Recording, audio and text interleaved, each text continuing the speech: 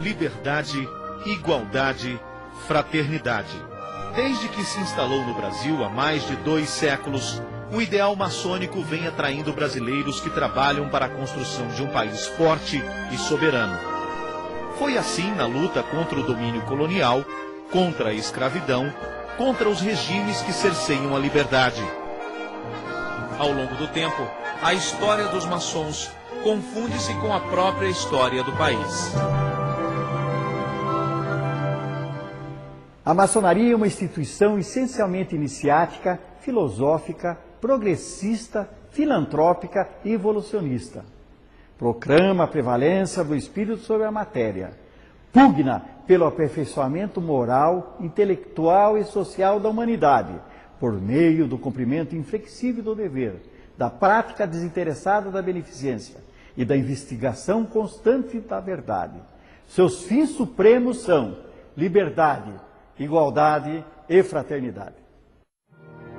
As primeiras lojas maçônicas no Brasil foram criadas na passagem do século XVIII para o século XIX, ainda no período colonial. Em 1822, quando se intensifica a campanha pela independência do país, surge no Rio de Janeiro a primeira obediência brasileira, o Grande Oriente Brasiliano, ou Brasílico.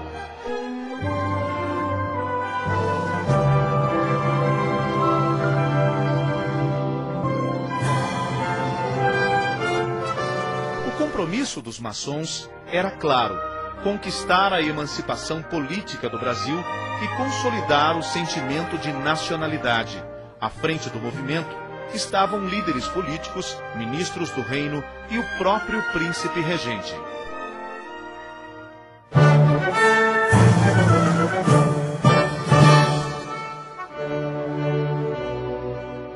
Os maçons José Bonifácio de Andrada e Silva, ministro do Reino, e o jornalista Joaquim Gonçalves Ledo eram os principais dirigentes da ordem maçônica e líderes do movimento. José Bonifácio, o patriarca da independência, foi o primeiro grão-mestre do Grande Oriente, sendo substituído por Dom Pedro I logo após a emancipação política do país.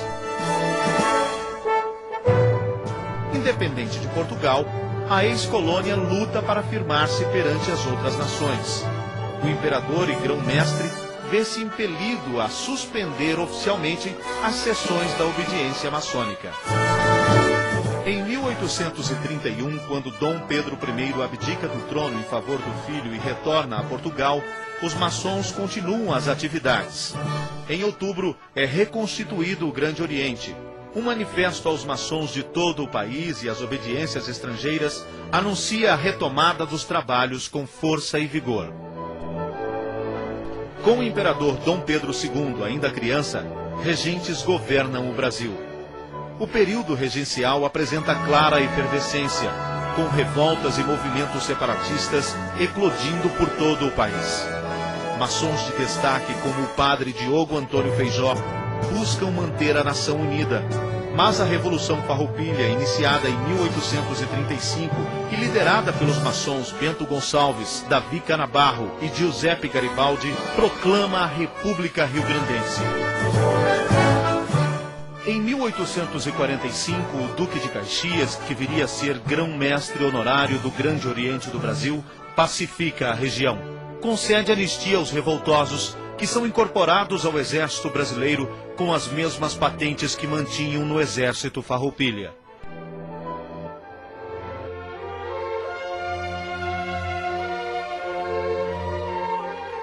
Eusébio de Queiroz, mentor da lei que extinguiu o tráfico de escravos em 1850, era maçom. Mas a escravatura sobrevivia devido às novas gerações que aqui nasciam. 21 anos depois, a lei do ventre livre, que declarava libertas as crianças nascidas de escravas, foi idealizada pelo Visconde do Rio Branco, chefe do gabinete ministerial do Império e grão-mestre do Grande Oriente do Brasil. Neste período, os maçons angariavam fundos em suas lojas para comprar e alforriar os escravos. O ideal de liberdade foi atingido com a abolição da escravatura em 13 de maio de 1888, data da assinatura da Lei Áurea pela princesa Isabel, sob forte influência do maçom José do Patrocínio.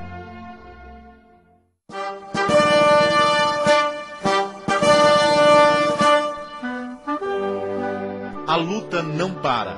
A monarquia apresentava claros sinais de exaustão.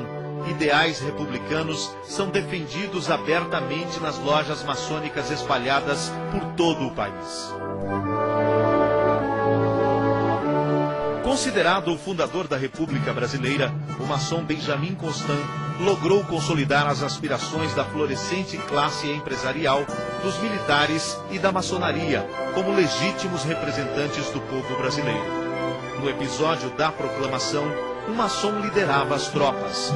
O Marechal Deodoro da Fonseca, que viria a ser o primeiro presidente do Brasil e o 13º grão-mestre do Grande Oriente do Brasil. O primeiro ministério era totalmente constituído por maçons. Quintino Bocaiúva, ministro dos Transportes e também dos Negócios Estrangeiros. Benjamin Constant, ministro da Guerra, da Instrução Pública e dirigente dos Correios e Telégrafos. Rui Barbosa, ministro da Fazenda. Campos Salles, ministro da Justiça. Almirante Eduardo Vandenkolk, ministro da Marinha. Aristides Lobo, ministro do Interior. Demétrio Ribeiro, ministro da Agricultura, Comércio e Obras Públicas. Nos primeiros 40 anos da República, foi marcante a participação dos maçons na evolução da política nacional. Além de Deodoro da Fonseca, foram maçons os presidentes Floriano Peixoto, Prudente de Moraes, Campos Salles, Marechal Hermes da Fonseca, Nilo Peçanha, Delfim Moreira, Washington Luiz, Venceslau Braz, Café Filho, Nereu Ramos, mais recentemente, Jânio da Silva Quadros.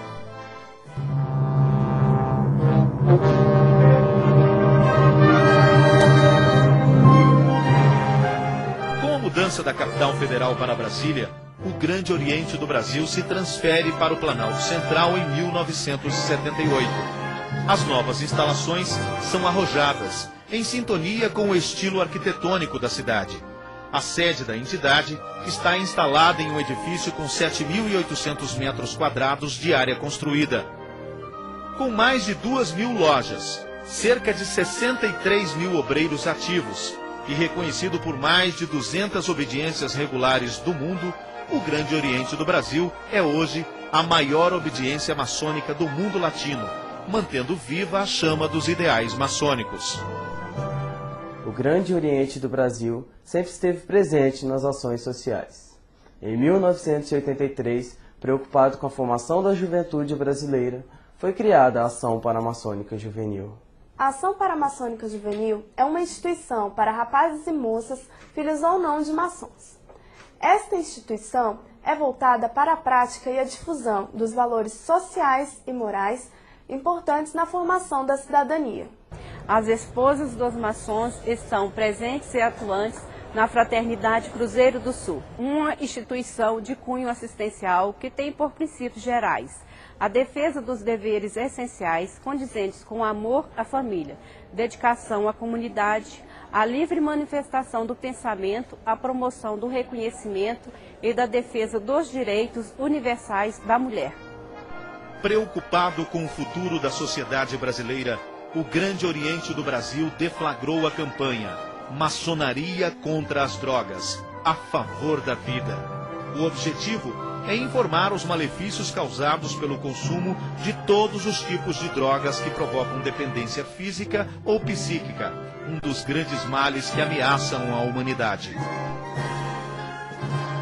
Ao longo da história, os maçons lutaram pela autodeterminação porque acreditaram no direito de liberdade dos povos. Combateram a escravidão porque acreditaram numa sociedade justa e fraterna. Lutaram pela implantação da República porque acreditaram ser um instrumento de todos no destino de cada um. A história moderna mostra que em todos os momentos em que não houve a prevalência da justiça, os maçons estiveram presentes para restabelecer a ordem.